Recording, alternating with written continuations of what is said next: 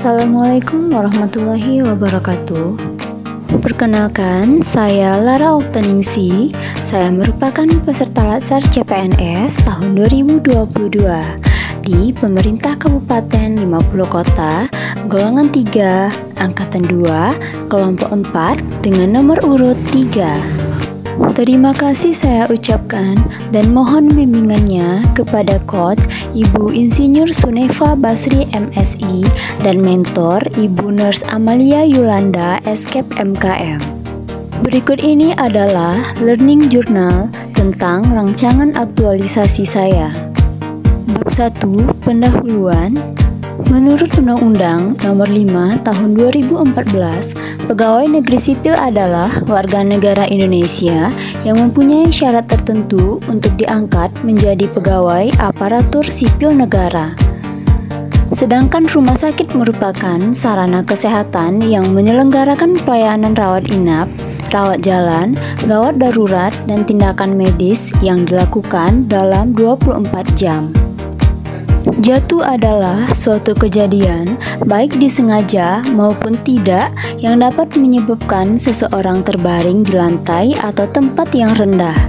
Pencegahan pasien jatuh di rumah sakit salah satunya dapat dilakukan dengan penilaian awal risiko jatuh. Penilaian awal risiko jatuh dapat diukur dengan menggunakan beberapa instrumen sesuai dengan usia pasien. Berdasarkan permasalahan yang ditemukan di instansi, maka dapat diidentifikasi masalah-masalah sebagai berikut. Yang pertama, kurang efektifnya monitoring cairan infus pasien di ruang rawat Rumah Sakit Umum Daerah Dr. Ahmad Darwis. Yang kedua, kurangnya kepatuhan pengunjung dalam mematuhi peraturan terkait peniadaan jam bezuk atau jam kunjungan selama masa pandemi di Rumah Sakit Umum Daerah Dr. Ahmad Darwis. Yang ketiga, belum adanya lembar overrun terkait gambaran kondisi luka pasien di ruang rawat bedah Rumah Sakit Umum Daerah Dr. Ahmad Darwis. Dan yang terakhir, belum optimalnya pengkajian risiko jatuh di ruang rawat Rumah Sakit Umum Daerah Dr. Ahmad Darwis. Berdasarkan identifikasi isu tersebut, terdapat 4 isu yang diangkat dalam rancangan aktualisasi ini. Dan dari keempat isu yang muncul tersebut, kemudian akan dikerucutkan lagi menjadi satu isu utama yang harus ditemukan solusinya. Untuk menentukan isu utama tersebut, maka perlu dilakukan suatu pengujian dengan menggunakan salah satu metode, yaitu urgensi, seriousness, dan growth. Di mana metode tersebut dilakukan dengan menentukan tingkat urgensi, keseriusan, dan perkembangan isu dengan menentukan angka skala 1 hingga 5. Isu yang memiliki skor tertinggi merupakan isu utama atau isu pokok yang akan segera diselesaikan. Berdasarkan tabel analisa isu di atas, maka isu yang terpilih adalah belum optimalnya pengkajian risiko jatuh oleh perawat di ruang rawat, dan isu tersebut dikategorikan sangat penting dan perlu dicarikan solusi permasalahannya. Di mana di sini gagasan pemecahan isu Di sini, untuk gagasan pemecahan isu tersebut adalah optimalisasi pengkajian risiko jatuh untuk perawat terhadap pasien sebagai kegiatan pencegahan kejadian jatuh pada pasien di seluruh ruang rawat Rumah Sakit Umum Daerah Dr. Ahmad Darwis.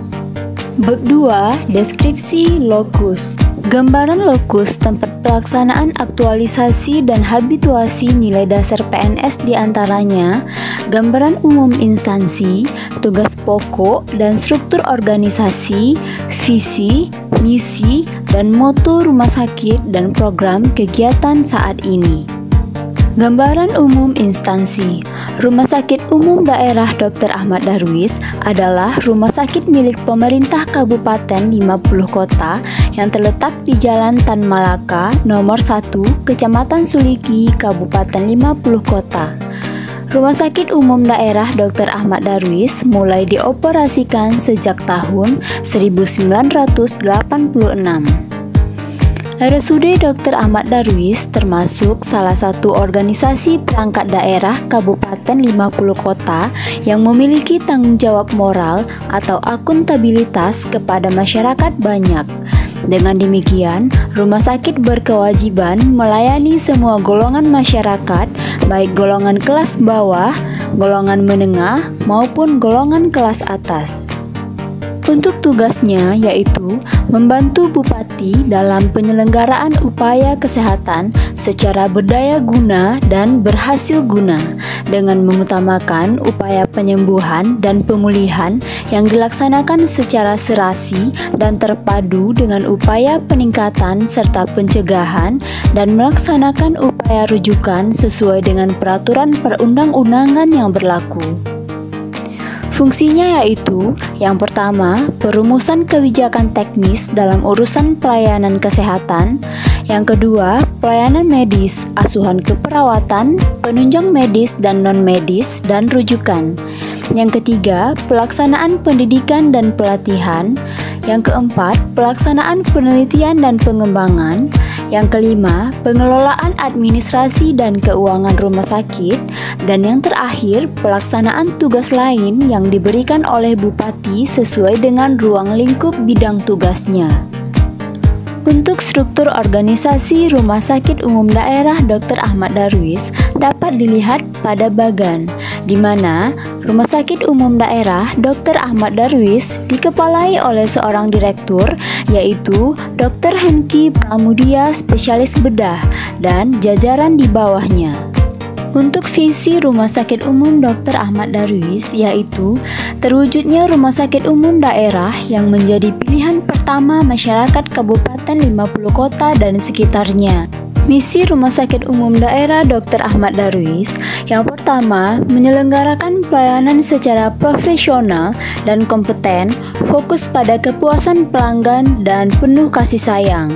Yang kedua, meningkatkan sumber daya manusia yang profesional menuju tata kelola pemerintah yang baik. Yang ketiga, meningkatkan mutu dan penggunaan sarana prasarana rumah sakit.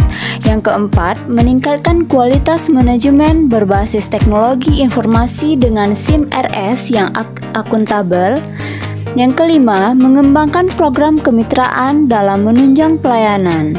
Moto Rumah Sakit Umum Daerah Dr. Ahmad Darwis yaitu melayani dengan sepenuh hati. Tugas pokok dan fungsi perawat berdasarkan sasaran kinerja pegawai dalam Permenpan tahun 2014 yaitu melakukan pengkajian keperawatan dasar terhadap individu, mengajarkan perilaku hidup bersih dan sehat, memantau perkembangan pasien, memberikan oksigenasi sederhana, melakukan fasilitasi pasien dalam memenuhi kebutuhan eliminasi, melakukan mobilisasi posisi pasien, mempertahankan posisi anatomis pasien, memfasilitasi kebiasaan tidur pasien, melakukan komunikasi terapeutik, melakukan pendampingan pada pasien menjelang ajal, melakukan kegiatan kompres hangat atau dingin, dan melakukan dokumentasi pelaksanaan tindakan keperawatan. Role model dari rancangan aktualisasi ini adalah Ibu Nurse Amalia Yulanda, Escape MKM. Beliau adalah Kepala Seksi Pelayanan Keperawatan Rumah Sakit Umum Daerah Dr. Ahmad Darwis. Beliau merupakan seseorang yang sangat akuntabel dalam menjalankan tugasnya. Dapat dilihat dari program-program kerja beliau yang efektif, efisien, dan bertanggung jawab. Bab 3. Rencana kegiatan, tahapan kegiatan, dan output yang diharapkan. Rancangan aktualisasi Unit Kerja Rumah Sakit Umum Daerah Dr. Ahmad Darwis. Identifikasi isu. Yang pertama, kurang efektifnya monitoring cairan infus pasien di ruang rawat RSUD Dr. Ahmad Darwis Suliki. Yang kedua, kurangnya kepatuhan pengunjung dalam mematuhi peraturan terkait peniadaan jam besuk atau jam kunjungan selama masa pandemi di RSUD Dr. Ahmad Darwis Suliki.